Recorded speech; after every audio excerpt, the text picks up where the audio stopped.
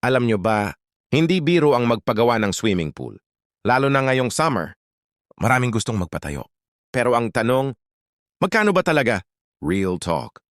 Ang presyo ng swimming pool sa Pilipinas naglalaro sa around 20,000 hanggang 25,000 per square meter para sa basic hanggang standard finish.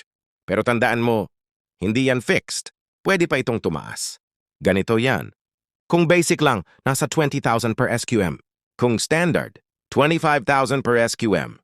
Kung medyo high-end na, 27,000 hanggang 32,000 plus. At kung luxury finish, pwedeng umabot ng 40,000 pataas per SQM.